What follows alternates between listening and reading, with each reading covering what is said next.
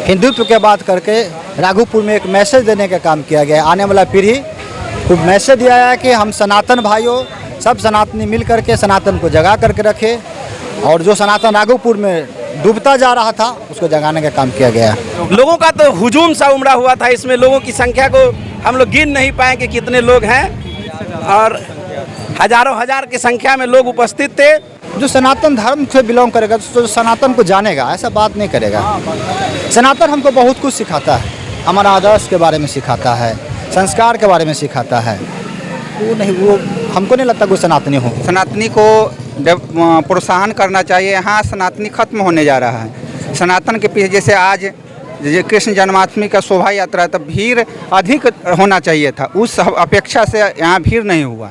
और हम लोग चाहेंगे कि ऐसा शोभा यात्रा फिर से हर साल निकाला जाए, जिससे कि हमारे धर्म के प्रति लोगों की रुचि बढ़े। नमस्कार, मैं नीतीश कुमार, आप देख रहे हैं वैशाली दस्तक। अभी मैं रुस्तमपुर पंचायत में हूँ, जहाँ पे आज कृष्ण जन्माष्टमी के जन्मोत्सव पे आज राघोपुर में शोभा यात्रा निकाला गया था। शोभा यात्रा काफ़ी धूमधाम से निकाला गया और ये शोभा यात्रा संपूर्ण भी हो गया, मज़े से संपूर्ण हुआ। इसमें किसी प्रकार का जनमानस हानि भी नहीं हुआ, मतलब बिल्कुल सही तरीके से हो गया। यहाँ के जो आयोजक मंडली उन्हीं से जानने का प्रयास करेंगे। कृष्ण जन्म उत्सव के उपलक्ष्य में जो शोभा यात्रा निकाला गया था उसके बारे में कुछ बताइए। मैं पिंटू सिंह, राघोपुर, युवा समाज सेवी। अच्छा, आप शोभा यात्रा प्रारंभ हुई उस समय से आप हम लोगों के साथ चल रहे हैं, और लोगों में जो उत्साह देखने को मिला, जिस तरह से हमारे युवाओं में एक जुनून पैदा हुई, और ये राघोपुर की धरती पर पहला कार्यक्रम था जो कि भगवान श्री कृष्ण के जन्म उत्सव के अवसर पर ये शोभा यात्रा निकाली गई थी, जिसमें झांकी का भी प्रदर्शन आप लोगों को दिखाया गया था। और इस झांकी के माध्यम से हम लोग पूरे राघोपुर ही नहीं, पूरे देश और प्रदेश में ये संदेश देना चाहते हैं कि जब भी कभी धर्म की बात हो, हिंदुत्व की बात हो, तो अपनी आवाज़ को बुलंदी से रखना चाहिए। उसमें हमारे युवाओं की भागीदारी मजबूती होनी चाहिए। इस सनातन के बारे में आप लोग तमिलनाडु के मुख्यमंत्री के बेटे क्या कहते हैं, जो M.K. स्टालिन डेंगू का कोविड-19 के बराबर कहते हैं, इसको क्या कहना चाहेंगे? मैं पहले भी बताया था कि ये उनका अपना निजी राय है, और ये राय जिस तरह का उन्होंने बयान दिया है, मैं उसकी बुरी तरह से निंदा करता हूँ। जितनी निंदा की जाए वो कम होगी उनके लिए। और प्रशासन या जो भी हमारे देश में सीनियर लीडर हैं, उनको उनके इन वक्तव्यों पे नज़र रखना चाहिए, ध्यान देना चाहिए। और मेरे समझ से जहाँ तक हम अपनी राय को रखें आपके बीच में, तो मैं कहना चाहूँगा कि उनके ऊपर जिस तरह के उन्होंने शब्दों का प्रयोग किया है, उनके ऊपर कड़ी से कड़ी कार्रवाई होनी चाहिए। अच्छा, इस शोभा यात्रा में लगभग कितने लोगों का सम्मिलित हुआ था? लोगों का तो हुजूम सा उमड़ा हुआ था, इसमें लोगों की संख्या को हम लोग गिन नहीं पाए कि कितने लोग हैं, और हजारों हजार की संख्या में लोग उपस्थित थे। हमारे पूरे राघोपुर प्रखंड से तमाम राजनीतिक दल के लोग, लोजपा हो, भाजपा हो, राजद हो, जदयू हो, या अन्य किन्हीं पार्टी के जो भी लोग हैं, इसमें पार्टी और पक्ष विपक्ष कोई मतलब नहीं था। सिर्फ सनातनियों का एक हुजूम था, और उसमें हमारे सभी साथी मजबूती से आज परिचय दिए कि राघोपुर में भी एकता है, हमारे युवाओं के बीच में एकता बना हुआ है, और आगे भी इसको बरकरार रखेंगे। आप क्या कहना चाहेंगे इस शोभा यात्रा के बारे में? इस शोभा यात्रा में हमारे जितने युवा साथी हैं, इन्होंने जितना बढ़ चढ़ के हिस्सा लिया है इस शोभा यात्रा में, और भगवान कृष्ण जो हमारे भगवान हैं, उनके लिए जो हम लोग ये शोभा यात्रा निकाले हैं, इसके लिए सभी हमारे युवा भाई को दिल से बधाई देते हैं और धन्यवाद करते हैं।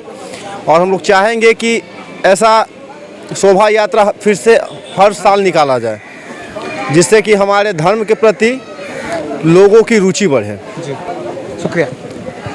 सनातन को डेंगू मलेरिया कहने वाले नेताजी M.K. स्टालिन के बेटे उदयनिधि स्टालिन, इस जो यात्रा था, वो यात्रा को देखिएगा तो आपका छाती पीटने लगेगा। क्योंकि मतलब यात्रा में महज उम्मीद से ज़्यादा लोग आए।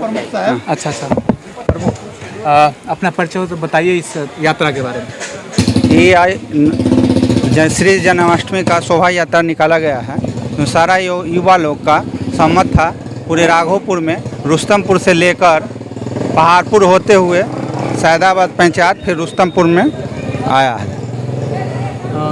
ये लोगों को क्या संदेश देना चाहेंगे? लोगों को संदेश दिया जाता है कि ये सनातनी धर्म है, सनातनी को प्रोत्साहन करना चाहिए। यहाँ सनातनी खत्म होने जा रहा है। सनातन के पीछे जैसे आज कृष्ण जन्माष्टमी का शोभा यात्रा तब भीड़ अधिक होना चाहिए था, उस अपेक्षा से यहाँ भीड़ नहीं हुआ। यहाँ सनातनी धर्म को प्रोत्साहन देना चाहिए। यहाँ पार्टी बेसिस पर लोग सोचते हैं कि फलना ने कार्यकर्ता कर रहे हैं, युवा को यहाँ दबाया जा रहा है।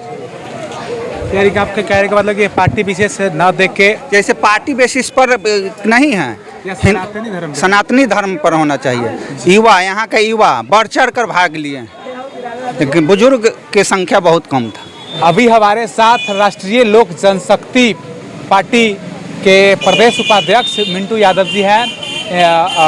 क्या कहना चाहेंगे इस शोभा यात्रा के बारे में? शोभा यात्रा हर पार्टी दल से उठ करके लोग हिंदुत्व के बात करके राघोपुर में एक मैसेज देने का काम किया गया है। आने वाला पीढ़ी को मैसेज दिया है कि हम सनातन भाइयों सब सनातनी मिल करके सनातन को जगा करके रखे, और जो सनातन राघोपुर में डूबता जा रहा था उसको जगाने का काम किया गया है।